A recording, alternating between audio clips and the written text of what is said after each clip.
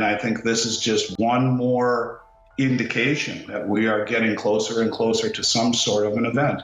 People talk about a reset or some sort of an event where the whole global system feels these reverberations, these shockwaves. This is why we own gold and silver. It's for return of your money. It's because it's wealth. If you read any Ludwig von Mises, who is the father of Austrian economics, he talks about an environment where I think we are right now, and it's called the crack-up boom. And the environment that he talks about is an expansion of credit, a massive expansion of credit leads to misallocations of capital and distortions in price.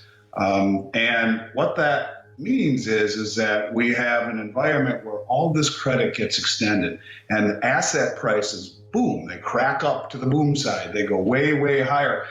And if you see a slowdown in any capacity, a slowdown in economic terms or anything that isn't going to be able to continue to pump air into the balloon at the pace that it was going, you see a massive deflation in asset prices where things start to collapse. Now, I'm not saying that that's going to happen here all at once, but we're beginning to see this happen across the globe. And yesterday we saw an article on Zero Hedge for a company in China called Evergrande, and their bonds are collapsing. It's almost they're equating it to China's Lehman problem. Now, Lehman Brothers, I think their numbers were 50, 60, $70 billion. China Evergrande is $300+ billion.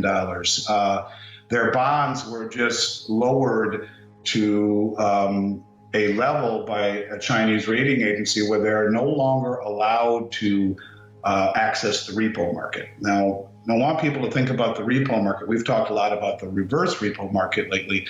Imagine the repo market whereby kind of like a payday loan deal where you have payroll to pay, but you don't have enough money today, but you will in a couple of days. And so you pledge some security or some sort of a collateral. Normally it's treasury bonds, or in this case, it would be the Evergrande bonds. And those Evergrande, I believe it's pronounced, they were of high enough quality to be pledged for the repo market. And so those bonds would be given overnight to the bank, and the bank would give you money to pay your payroll. In essence, you are basically saying, you're going to front us the money, here is the collateral, we'll pay you back, and then we'll have enough money to cover our obligations tomorrow. Well, this is a company that is massively, massively leveraged and massively in debt, and now their bonds have been lowered so it can't access the overnight lending market. It's going to collapse. And the systemic nature of companies like this, corporations like this, the biggest developer in China, collapsing is frightening, because what that does is it has systemic ramifications where everything is so interconnected. Now, I'm not saying this would be the fuse, so to speak, or the match that lights the fuse that breaks things, but expect to see more things like this in an environment where prices have, or price discovery is next to impossible. And if there's any slowdown at all, then this is what happens. You start to not be able to service that debt obligation. And in this case, you have a company whose ratings have required a downgrade in their bonds, and it is pretty much the rubber meets the road moment for Evergrande. And it'll be an interesting story, because I don't think China's going to bail them out and they're just going to let them fail. And if that happens, what does it mean globally? I guess we will have to see. But when you see Zero Hedge calling it a China's Lehman Brothers moment, I listened to Stephen Van Meter talk about it the other day, and he's more or less making it seem like this is a huge deal. Systemically, could have global reverberations, could bring down the whole system. When you look at Lehman Brothers and Bear Stearns and how it related to AIG, you listen to these guys talk about it, and they say they were staring into the abyss. It was moments away from, if they didn't bail out AIG, the whole thing collapsing. When you get to a crack-up boom phase like this, where misallocation of capital and resources is so incredible, you have that moment where you have to pay the piper.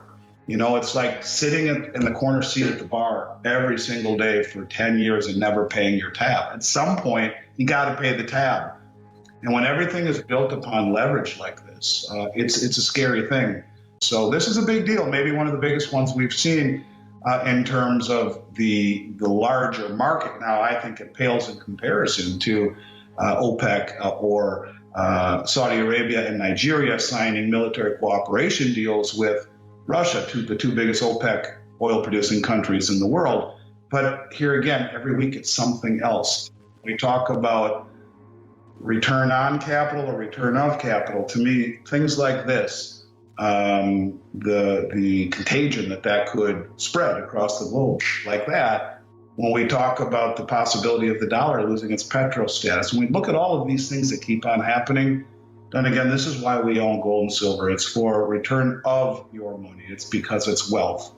And in a world where price discovery is next to impossible, I think it's very, very important to take a step back from traditional assets and look to a little bit of safety right now. And this is just another example of that. And then insurance on top of those bets. That's why AIG had to be built out. So everyone's connected, and then everyone will buy some sort of a collateralized obligation or some sort of an insurance policy against the risk. And if all of a sudden the systemic nature of it is so large, what happens to the insurers and the reinsurers? I mean, we're so far down the rabbit hole that all of these financial assets, in my opinion, are weapons of mass financial destruction. And it's not going to take much, I think, on a deal like this to really open people's eyes to just how risky the whole financial system is. And, I don't remember the exact number, but when the last time we saw this, you had a massive rush on the money markets. And then they put gating in. People are going to wake up one morning to see an event that's going to make them panic and make them do something. And this leads into what we were talking about. Let me read this real quick. It says the start of a bank run at Evergrande is the latest sign that China's most indebted property developer will inevitably default on $305 billion of liabilities to banks, shadow lenders, suppliers, and home builders unless Beijing bails it out.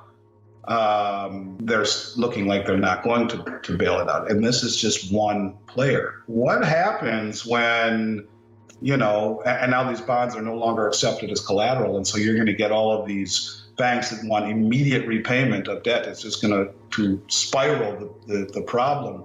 What happens when this starts to get a little bit closer to home? And I think that this is why this is what I think is the type of awakening or moment where when something like that happens closer to home, overnight everyone runs to the one place that you can actually go right now, and that's metals. And this is when people get shut out. Imagine everyone trying to run through you're in an auditorium and it lights on fire and there's one revolving door and everyone's trying to get through that door at once. It doesn't work.